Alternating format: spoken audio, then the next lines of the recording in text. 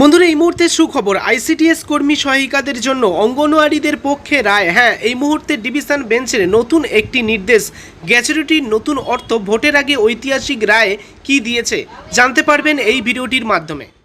Hi friends, welcome to বাংলায় সেরা YouTube channel. এই মুহূর্তে আপনাদের জন্য বিগ ব্রেকিং আপডেট। কি আপডেট আসছে লক্ষ লক্ষ আইসিডিএস অঙ্গনওয়াড়ি কর্মী সহায়িকাদের জন্য, তাদের জন্য একটি ঐতিহাসিক রায় দিয়েছে, যেখানে আপনাদের বরাদ্দ আপনারা কিন্তু যথাসময়ে এবং উপযুক্ত বরাদ্দ অর্থ আপনি পেয়ে যাবেন। আপনাদের গ্র্যাচুইটির টাকা কিভাবে হিসেব করা হবে এবং গ্র্যাচুইটির টাকা আপনারা কিভাবে পাবেন, এটা নিয়ে ভোটের আগে একটি ঐতিহাসিক রায় দিয়েছে ডিভিশন বেঞ্চ থেকে। এই মুহূর্তে কি আপডেট উঠে আসছে, এখানে সুপ্রিম কোর্ট কি জানাচ্ছে এবং পরবর্তী হাইকোর্ট কি নির্দেশ দিচ্ছে, সব কিছু জানতে পারবেন এই ভিডিওটির মাধ্যমে। একটি গুরুত্বপূর্ণ আপডেট যারা অঙ্গনওয়াড়ি কর্মী সহায়িকা আছেন তাদের জন্য। ভিডিওটি অবশ্যই আপনারা প্রথম থেকে শেষ পর্যন্ত দেখবেন, সাথে সাথে ভিডিওটি লাইক ও শেয়ার করবেন। নিয়মিত চাকরি সংক্রান্ত এডুকেশন রিলেটেড গুরুত্বপূর্ণ নিউজগুলি দেখতে চ্যানেলটিকে সাবস্ক্রাইব করে রাখবেন। তাহলে চলুন সরাসরি আমার অ্যাসিস্ট্যান্ট যিনি আছেন তিনি আপনাদের কিন্তু স্লাইড শো এর মাধ্যমে বুঝিয়ে দেবে বিষয়টি। ভিডিওটি খুবই গুরুত্বপূর্ণ হচ্ছে, মনোযোগ সহকারে দেখতে থাকুন। নমস্কার। অঙ্গনবাড়ি কর্মী আর সহায়িকাদের জন্য আজকের এই আলোচনাটা কিন্তু ভীষণ গুরুত্বপূর্ণ।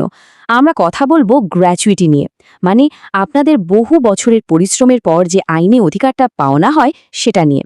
চলুন দেখে নেওয়া যাক সুপ্রিম কোর্ট আর হাইকোর্টের এই যুগান্তকারী রায়গুলো আপনাদের জন্য ঠিক কি নতুন দরজা খুলে দিয়েছে। তো আসল প্রশ্নটা কি? প্রশ্নটা খুবই সোজা। অঙ্গনবাড়ি কর্মীরা আর সহায়িকারা তারা কি গ্র্যাচুইটি পাবেন? দেখুন, বছরের পর বছর ধরে এই একটা প্রশ্ন কিন্তু লক্ষ লক্ষ কর্মীর মনে একটা ধোঁয়াশা তৈরি করে রেখেছিল। চলুন আজকে এই ব্যাপারটার একটা পরিষ্কার, একেবারে আইনসম্মত উত্তর খোঁজা যাক। আর সেই উত্তরটা হলো একটা জোরদার হ্যাঁ।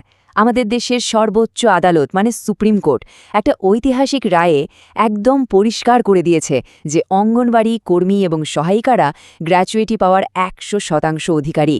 এটা কিন্তু কোনো দয়াদাক্ষিণ্য বা উপহার নয়, এটা আপনাদের নিজেদের অর্জন করা আইনি অধিকার। ঠিক আছে, তাহলে চলুন বিষয়টার আরেকটু গভীরে ঢোকা যাক। এই অধিকারটা ঠিক মতো বুঝতে হলে আমাদের আগে জানতে হবে যে এই গ্র্যাচুইটি জিনিসটা আসলে কি, আর কেনই বা এটা কর্মীদের জন্য এত বড় একটা আর্থিক সুরক্ষা হিসেবে কাজ করে। খুব সহজ করে বললে, গ্র্যাচুইটি হলো একজন কর্মী যখন দীর্ঘদিন ধরে খুব নিষ্ঠার সাথে কাজ করেন, তখন তার কাজের স্বীকৃতি হিসেবে মালিক বা নিয়োগকর্তার তরফ থেকে একটা এককালীন আর্থিক সুবিধা। মানে এটা অনেকটা আনুগত্যের পুরস্কারের মতো, যেটা সাধারণত অবসরের সময় দেওয়া হয়ে থাকে। এতদিন ধরে গ্র্যাচুইটি আইন 1972 অনুযায়ী এই টাকাটা পাওয়ার জন্য একটানা অন্তত 5 বছর কাজ করাটা বাধ্যতামূলক ছিল। এর ফলে কি হতো, অনেকেই, বিশেষ করে যারা চুক্তিভিত্তিক কাজ করতেন, তারা বঞ্চিত হতেন। তবে ভালো খবর হলো, নতুন শ্রম আইনে এই নিয়মে কিছু বদল এসেছে। এখন নির্দিষ্ট মেয়াদের কর্মীরা 1 বছর কাজ করলেই গ্র্যাচুইটির যোগ্য হতে পারেন। এবার আসি সেই ঐতিহাসিক রায়ের কথায়, যেটা অঙ্গনওয়াড়ি কর্মীদের অধিকারের লড়াইকে একটা নতুন মোড় দিয়েছে। চলুন দেখি সুপ্রিম কোর্ট ঠিক কি বলেছিল আর কেনই বা সেই রায়টা এতখানি গুরুত্বপূর্ণ। তারিখটা মনে রাখবেন, 2022 সালের 25শে এপ্রিল। এই দিন ভারতের সুপ্রিম কোর্ট একটা যুগান্তকারী রায় দেয়। পরিষ্কারভাবে জানিয়ে দেয় যে অঙ্গনবাড়ি কর্মী ও সহায়িকারা গ্র্যাচুইটি প্রদান আইন অর্থাৎ পেমেন্ট অফ গ্র্যাচুইটি অ্যাক্ট 1972 এর আওতায় পড়বেন, আর তাই তারা গ্র্যাচুইটি পেতে বাধ্য। এই স্লাইডে যে কথাগুলো লেখা আছে সেগুলো কিন্তু খুব দামি। আদালত তার পর্যবেক্ষণে স্পষ্ট বলেছে, অঙ্গনবাড়ি কর্মীরা শুধুমাত্র স্বেচ্ছাসেবী নন, তারা হলেন সরকারি আইসিডিএস অর্থাৎ ইন্টিগ্রেটেড চাইল্ড ডেভেলপমেন্ট সার্ভিসেস প্রকল্পের একটা অপরিহার্য অংশ। আর তাদের যে সাম্মানিক বা হনোরেরিয়াম দেয়া হয় সেটাকেও মজুরি বা বেতন হিসেবেই ধরতে হবে। এখানেই শেষ নয়, আদালত আরও একটা দারুণ নির্দেশ দিয়েছে।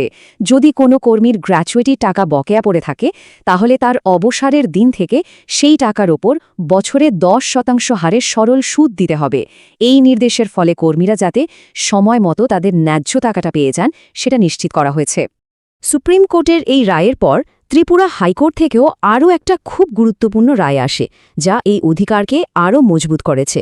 চলুন এবার ওই মামলাটা নিয়েও একটু বিস্তারিত জেনে নিই। ঘটনাটা হল ত্রিপুরার কয়েকজন অবসরপ্রাপ্ত অঙ্গনওয়াড়ি কর্মী ৬০ বছর বয়সে রিটায়ার করার পর গ্র্যাচুইটির জন্য আবেদন করেন, কিন্তু সরকার একটা মেমোর্যান্ডাম দেখিয়ে তাদের আবেদন নাকচ করে দেয়। এই সিদ্ধান্তের বিরুদ্ধেই তারা সোজা হাইকোর্টে মামলা করেন। এই মামলার শুনানিতে ত্রিপুরা হাইকোর্ট একটা অত্যন্ত গুরুত্বপূর্ণ কথা বলে। আদালত জানায়, অঙ্গনওয়াড়ি কেন্দ্রগুলো আইন অনুযায়ী একটা প্রতিষ্ঠান বা এস্টাবলিশমেন্ট, আর যেই মুহূর্তে এটাকে প্রতিষ্ঠান বলা হলো, সঙ্গে সঙ্গে গ্র্যাচুইটি আইন এখানে সরাসরি লাগু হয়ে গেল। আদালত এর কারণও ব্যাখ্যা করেছে, বলেছে অঙ্গনওয়াড়ি কেন্দ্রগুলো শুধু বাচ্চাদের দেখাশোনার জায়গা নয়, এখানে শিক্ষার অধিকার আইন মেনে প্রি স্কুল বা প্রাক প্রাথমিক শিক্ষা দেওয়া হয়, জাতীয় খাদ্য সুরক্ষা আইন মেনে পুষ্টির পরিষেবা দেওয়া হয়, আর এগুলো আইসিডিএস প্রকল্পের একটা অবিচ্ছেদ্য অংশ। ফাইনাল রায়ে হাইকোর্ট ৩টি পরিষ্কার নির্দেশ দেয়। ১. সরকারের ওই মেমোর্যান্ডামটা বাতিল করতে হবে। ২. সমস্ত যোগ্য কর্মীকে তাদের প্রাপ্য গ্র্যাচুইটির টাকা মিটিয়ে দিতে হবে। আর ৩.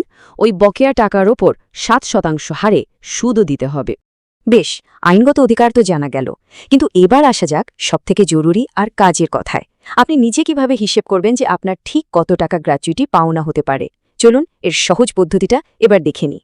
গ্র্যাচুইটি হিসেব করার একটা নির্দিষ্ট ফর্মুলা আছে। ফর্মুলাটা হলো আপনার শেষ মাসের বেতন, তার সাথে মোট চাকরির বছর, আর তার সাথে ১৫। এই ৩টে গুণ করতে হবে। এরপর যে গুণফলটা বেরোবে সেটাকে ২৬ দিয়ে ভাগ করতে হবে। এখন ভাবছেন ২৬ কেন? কারণটা হলো মাসে তো ৪টে রবিবার বাদ যায়, তাই ২৬ দিনকেই কাজের দিন হিসেবে ধরা হয়।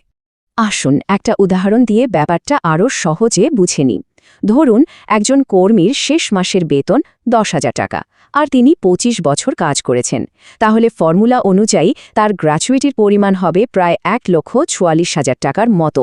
মানে সোজা কথায়, যিনি যত বেশি দিন ধরে কাজ করেছেন তার গ্র্যাচুইটির অঙ্কটাও তত বাড়বে। আরেকটা খুব জরুরি তথ্য হল কর বা ট্যাক্স নিয়ে। বেসরকারি কর্মীদের ক্ষেত্রে ২০ লক্ষ টাকা পর্যন্ত গ্র্যাচুইটির ওপর কোনো আয়কর দিতে হয় না, মানে এই টাকাটা পুরোপুরি ট্যাক্স ফ্রি। তাহলে এই সব রায়গুলোর আসল মানেটা কি দাঁড়ালো? বিশেষ করে পশ্চিমবঙ্গ বা অন্যান্য রাজ্যের অঙ্গনওয়াড়ি কর্মীদের জন্য এর গুরুত্বটা ঠিক কতটা? চলুন এবার এই বড় ছবিটা একটু বোঝার চেষ্টা করি। এর সবচেয়ে বড় তাৎপর্য হলো এই রায়গুলো একটা শক্তিশালী আইনি নজির তৈরি করেছে। যদিও ত্রিপুরার রায়টা সরাসরি অন্য রাজ্যে প্রযোজ্য নয়, কিন্তু পশ্চিমবঙ্গ সহ যে কোনো রাজ্যের কর্মীরা এই রায়গুলোকে ভিত্তি করে নিজেদের দাবি জানাতে পারেন। আর সবচেয়ে বড় কথা হলো, এর মাধ্যমে আপনাদের কাজটাকে আর শুধু স্বেচ্ছাসেবা হিসেবে দেখা হচ্ছে না, বরং একটা আইনত স্বীকৃত পরিষেবা হিসেবে প্রতিষ্ঠা করা হচ্ছে। সবশেষে আমাদের এই কথাটা সবসময় মনে রাখতে হবে, গ্র্যাচুইটি কোনো দান বা উপহার নয়, এটা আপনার বহু বছরের নিষ্ঠা, সমর্পণ আর কঠোর পরিশ্রম দিয়ে অর্জন করা একটা অধিকার। আর এই আইনি লড়াই সেই অধিকারকেই প্রতিষ্ঠা দিয়েছে। এই রায়গুলো যে অঙ্গনওয়াড়ি কর্মীদের জন্য একটা বিরাট বড় আইনি আর নৈতিক জয়, তাতে কোনো সন্দেহ নেই। তাহলে প্রশ্নটা এখানেই উঠছে যে এই রায় কি অঙ্গনওয়াড়ি কর্মীদের সম্মান আর অধিকারের লড়াইয়ে একটা নতুন অধ্যায়ের সূচনা করল? এই প্রশ্নটা নিয়েই কিন্তু আমাদের সবাইকে ভাবতে হবে।